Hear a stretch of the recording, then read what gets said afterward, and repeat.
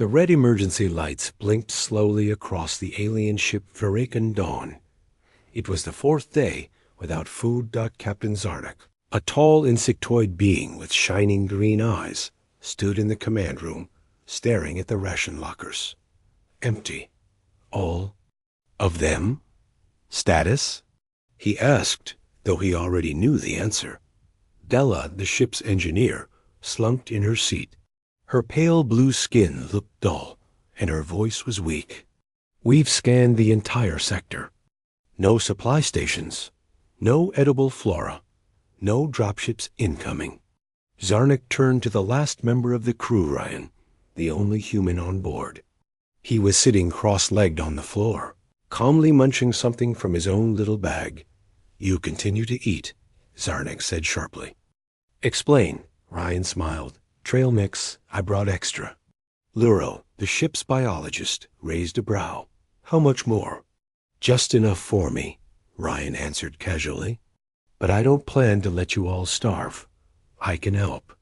Zarnik narrowed his eyes. There is no help. This moon is barren. The plants here are toxic to us. You'll die too, human. But Ryan shook his head. You see poison. I see snacks. The alien stared at him like he'd lost his mind. Della tried to sleep, but kept waking from hunger. Her stomach made strange sounds. Even the temperature on the ship felt colder. Zarnik remained silent at the control panel, eyes dim. Luro was in the lab, testing water samples. All of them were pushing their limits. Suddenly, a door hissed open. Ryan stepped in wearing a makeshift poncho, holding a small knife, a bag slung over his shoulder. Where are you going? Zarnik demanded. Foraging, Ryan replied, tightening his boots. Don't be foolish. The atmosphere holds pollen that can paralyze our lungs. Even filtered suits won't help. I'm not you, Ryan said. Your biology is sensitive. Mine's tougher. He tapped his stomach. I've got a human gut. I'm gonna use it. The alien moon was quiet. A pale yellow sky stretched overhead, and dark purple grass swayed in the light wind. Strange. Vines crept across the rocks. Most crew would call it a death trap. Ryan crouched near a glowing shrub. He pulled off a few leaves, sniffed them, then licked one. Bitterness, then sweetness, then something sour. He whispered, like unripe mango, but not terrible. He took a small bite and chewed slowly. No burning, no vomiting. Number. Pained out, he kept going. Luro stared at the monitor. He had activated a surveillance drone to follow Ryan's movements. He's touching the scura vines, Luro said in disbelief. Those are filled with biotoxins. They paralyzed a Kaleri once one touch on the skin. Ryan was shown on the screen licking the leaf, then smiling. He's eating it like salad, Della said quietly. That's insane. Zarnik folded his arms. Or very human. The airlock opened again. Ryan stepped back in, holding a full sack of alien plants. Zarnik stepped forward. You're alive? Very, Ryan grinned. Tasted a few things. Some bitter, some weird, but I'm not dead. You don't know what those plants do long term, Luro warned. That's why I'll be the test subject, Ryan said. Let me cook something tomorrow, just for me. If I'm still alive after that, maybe we try sharing. Della whispered, You'd do that? Risk yourself for us? Ryan gave a simple shrug. We're crewmates, and humans? We survive weird stuff all the time. Zarnik said nothing. But for the first time in days, he didn't look hopeless. That night, the crew sat together, silent, weak, and waiting. But this time, they weren't just waiting to die. They were waiting to see if the human gut really could change everything. Ryan bent down and picked up a glowing red fruit. It pulsed like it was alive. Luro gasped. Through the monitor. He's not going to eat that, is he? Outside, The wind carried tiny yellow spores across the alien landscape. The plants glowed faintly, like something out of a dream or a nightmare. Ryan stood still for a moment, scanning the wild field ahead. Strange vines crawled over rocks. Blue moss stretched across the soil. Some plants looked like coral. Others had spikes, slime, or shimmered like crystal dot back inside the ship. Luro watched everything through the drone camera. "He's walking through a poison field," Luro said. "The air alone can cause fever in our species. The plants are worse." Zarnak shook his head slowly. He should be dead.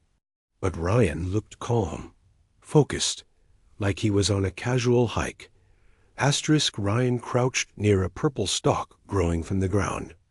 The tip had a round, bulb-like fruit glowing faintly red. It looked dangerous. He pulled out his knife and sliced it open. Thick blue juice dripped out. The smell was strong like vinegar and wet metal. He sniffed it, shrugged, and then he licked the blade. Inside the ship, Luro slapped the desk. That plant made a Hern soldier collapse in 10 seconds. Ryan stood up and wiped his mouth. "Need salt," he said to himself. Della, weak but curious, sat up from her bunk and looked at the screen. "Why doesn't it hurt him?" Luro explained, almost talking to himself. "His stomach acid is stronger. His liver breaks down toxins quickly. And his gut bacteria, his microlife, is more aggressive. It attacks everything, even things we consider poison." Zarnak watched the screen without blinking. "He's not immune," the captain said. "He's just built for chaos." Ryan collected more samples, roots, leaves, bark, fruits. His sack was getting full. One plant sprayed yellow mist when he touched it. He coughed but didn't stop. Another vine wrapped around his wrist. He yanked it off without panic. He was scratched, soaked, stained, and smiling. Then he saw something strange. Pool of black water with floating petals. The surface reflected a distorted version of his face. Around it were plants no one had seen before. He hesitated. Then, slowly, carefully, he stepped forward. Back on the ship, Luro's alarm buzzed. The drone had detected a toxin in the air type 7. "Very dangerous. Ryan!" Luro shouted into the comm. "Turn back. You're entering a death zone." There was static. Then Ryan's voice came through. "Found something cool." "Don't worry, I'll be quick," Zarek growled. "He's insane." But Della whispered, "He's brave." Ryan returned 3 hours later. He walked into the ship carrying a bundle of plants no one had ever dared to touch. His clothes were dirty and his eyes were tired, but he looked healthy. He dropped the sack on the floor. "I'm going to cook dinner." Zarnik stood. "We can't eat that." "I didn't say you would," Ryan replied. "I will. I'll test everything first. I'll track symptoms. I'll run experiments with Luro's help. But if I survive..." He looked around at the crew. "We won't go hungry again." Luro opened one of the sacks carefully. Inside were 5 types of alien plant, each one known to cause death in. Aliens, but maybe not Inhumans. The others watched as Ryan rolled up his sleeves and grabbed a cooking pot. He grinned. "Let's see what the galaxy tastes like." Ryan took a bite of the purple root. Luro watched the screen, already writing down symptoms of organ failure. But Ryan just burped and asked for pepper. Inside the ship's small lab, tension wrapped the room tighter than any safety harness. Luro stood with arms crossed, staring at the humans seated on the lab table, chewing something that should have been deadly. "That root contains 6 known poisons," Luro said slowly. Ryan shrugged. "Tastes like an old potato. Not great. Not terrible." Zarnak leaned in. "Why aren't you seizing? Bleeding? Dead?" Ryan grinned. "Maybe I'm just built different." Luro moved quickly, taking blood, saliva, and stool samples. Ryan didn't mind. He even joked about it. "Want a souvenir?" he said, handing over a test tube. Luro ignored the humor. He placed the samples into the analyzer and waited. Beeping. Scanning. Processing. Then confusion. "What is this?" Luro whispered. "Your stomach acid has a pH near 1.5. That's almost pure acid." Della raised her head. "Is that normal?" "For a human?" Luro said, turning. "Yes, but combined with the strange bacteria in his gut, it's like he has an army inside him." Luro showed the scans on the holoscreen. "This microbe here, this shouldn't exist. It breaks down toxins we've never seen handled by biology." Ryan pointed to it. "That guy's the real hero." He leaned back. "My grandpa always said, eat dirt, build a strong belly." Maybe he was right. Zarnak stared at the data. "So you're saying the human digestive system neutralizes alien poisons?" "Some," Ryan said. "Not all. That's why I'm going to test more. Slowly, safely." Luro frowned. "To us, there is no safe with these plants." Ryan stood. "Then I'll keep eating until I find what works." Over the next 2 days, Ryan ate tiny portions of every alien plant he collected. Bella took notes. Luro recorded his vitals. Zarnak remained skeptical but curious. One test gave Ryan hiccups for 3 hours. Another made him sweat like he was in a sauna. But nothing killed him. He smiled through every strange bite. "This one needs garlic," he said, chewing a glowing blue leaf. "Don't joke," Luro said. "I'm not," Ryan replied. "Food needs flavor." Zarnak sat alone in the observation bay, watching Ryan from behind the glass. "Why does this human risk himself?" he asked. Della stood beside him. "Because he doesn't see himself as above us. He sees us as part of his team." Zarnak stayed silent, then said softly, "Perhaps that's why he survives. Because he chooses not to give up." Ryan sat at the small metal table, mixing pieces of 5 different plants into a pot. The smell wasn't awful anymore. As he stirred the stew, he looked up at the curious faces watching him. "No promises," he said, "but dinner might be close." The pot hissed. The smell was sharp, sour, and slightly sweet. Zarnak leaned forward. "Is it safe?" Ryan smiled, ladled out a thick purple stew, then took the first bite without blinking. The kitchen on the Verican Dawn was small, built only for heating nutrient packs, not for real cooking.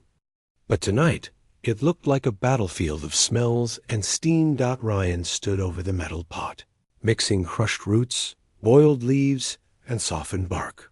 He stirred slowly, whispering to himself, tasting, adjusting. Behind him, the alien crew watched. In silence, Della clutched her datapad, logging every ingredient. Luro had the medical scanner ready. Zarnak said nothing, but his arms were crossed, and his eyes never blinked.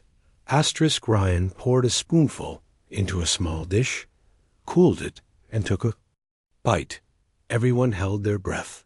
He chewed, swallowed. Waited, double quotes, "No vomiting," he said with a grin. "No stomach fire. We're good so far." Luro scanned him. Heartbeat rising slightly. Temperature normal. No signs of toxin shock. Ryan nodded. "Next test. Let it sit for an hour." Zarnak walked away, pacing. "This is madness," he said. "Cooking won't change poison into food." Della answered softly. "It already has. That's what humans do. They don't eat safe things, they make them safe. By fire and guesswork?" Zarnak scoffed. "Yes," said Luro, still scanning the stew. "But somehow it's working." 1 hour later, Ryan was still standing. Still smiling, he turned to the others. "I'll make another batch. Small change. This time for someone else." Zarnak stepped back. "I forbid it." But Della stepped forward. "I'll try it." The others looked at her in shock. My body is weak. If this kills me, it's better than dying slow, she said calmly. Ryan served her a few spoonfuls. Luro scanned again, then nodded.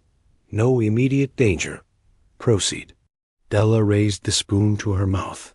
Her hand trembled. She took the bite, then a second, then finished the dish. 20 minutes passed. Della sat quietly, breathing evenly. No vomiting. No pain. No fever. She blinked, looked at Ryan and said, I feel warm, not sick. Zarnik stepped closer, stunned. Luro scanned again. Slight increase in energy levels. Her body accepted the food. Ryan smiled. Dinner's back on the table. For the first time in days, the crew didn't feel hopeless. There was no feast, no celebration, but there was something stronger. The smell of food, the warmth of hope, and a human in the kitchen, saving lives. Della held the second bowl with both hands. Her lips touched the spoon. Zarnik whispered, If she dies, this ends. She took the bite. And for the first time in 5 days, she smiled. Ryan's stew wasn't pretty. It was thick, dark purple, with a smell like burnt fruit mixed with herbs. But to the starving alien crew, it was beautiful. The kitchen lights flickered above them as Ryan served each bowl carefully. Tiny portions, no second servings. Not yet. Luro took one, hands shaking. Zarnik took his without speaking. This is madness, Zarnik muttered. But he didn't put the bowl down. The 4 of them, human, Kaleri, sullen, and insected, sat around the table, silent. Each held a bowl. Each had nothing to lose. Della had already eaten the test portion earlier and felt better. Now she took more. Luro followed, sipping the warm stew slowly. Zarnik held the spoon mid-air for several seconds before finally tasting it. Ryan ate last, chewing with a calm look. But inside, he was watching every breath, every blink of the others. Della wiped her mouth. I don't feel sick, Luro nodded. No stomach pain, no dizziness. Zarnik was still silent. He finished the bowl. And said one word. Edible. Ryan smiled. That's the highest compliment I've ever gotten from you. It wasn't just food. It was the feeling of being alive again. For 5 long days, the crew had felt themselves fading, muscles weak, minds fogged, hearts empty. Now, after a few bites of something only a human could understand, they felt fire in their blood again. Not a feast, but enough. Ryan leaned against the wall, wiping his hands on a towel. He didn't look like a hero. His clothes were dirty. His face was tired. But when he looked at the others, eating, breathing, living, he knew this was worth it. Later, as the crew cleaned up, Zarnik stayed behind with Ryan. You risked your life. More than once, the captain said quietly. Ryan nodded. You would have done the same. No, Zarnik admitted. We would have waited to die. Then he looked Ryan in the eye. But you cooked, Ryan chuckled. Guess that's the human instinct. Fire, food, and friends. Outside the ship, the alien moon was still quiet and deadly. But inside, something had changed. There was warmth, laughter, life, and it all started with one human who believed alien weeds could become a meal worth sharing. The stew pot tipped. The lights went out. The floor shook. Zarnik shouted, Shields down. The storm has breached the hull. And Ryan? He was already grabbing plants. Not weapons. The moon outside had always been silent, but now it screamed. A massive ion storm, swirling black and electric blue, rolled across the surface. It slammed into the ship's shields like a hammer. Alarms blared. Inside the Verakan Dawn, Systems began failing one by one. The engine core flickered. Doors sealed themselves. Lights blinked erratically. And in the small kitchen, the stew pot spilled. Zarnak slammed his hand against the control panel. Emergency protocols. Lockdown. Section 3. Della shouted over the noise. Backup power failing. Luro held the only working scanner. Radiation spikes outside. This storm's not normal. In the chaos, Ryan didn't freeze. He grabbed the last sack of plants and strapped it over his shoulder. "We're gonna lose everything," he said. "I'm not letting our food go." With it. The storm wasn't just a weather event. It was tearing up the moon's surface. Sand, debris, and radiation filled the air. The crew huddled inside the safest part of the ship, an old maintenance bay. No kitchen. No tools. No light. And worse, no stew. Their bellies ached again. "What do we do now?" Della asked in a whisper. Ryan looked at his bag of alien plants, already wilting. And he smiled. "We improvise." Using bits of wire, broken metal, and a dented thermal plate, Ryan created a rough cooking pit. He used old battery coils to spark heat. Within minutes, the smell of burnt leaves returned. Luro blinked in disbelief. "He's cooking stew during a storm." "He's human," Della said simply. Zarnak didn't speak. But this time, he helped Ryan prop the pot up. Hours passed. Outside, the storm roared. Inside, 4 crewmates sat close, wrapped in blankets. And Hope. Ryan handed each a bowl smaller than before, thinner but still warm. They ate in silence, grateful. Even Zarnak said, "Still edible." Ryan laughed. By morning, the ion storm passed. The sky cleared. The ship was damaged, but intact. When Della checked the systems, she smiled. "Comms are returning." A rescue beacon was sent during the last pulse. They were going to be found. The ship had no lights, no real kitchen, no full shields. But it had food, and it had something stronger than tech or weapons.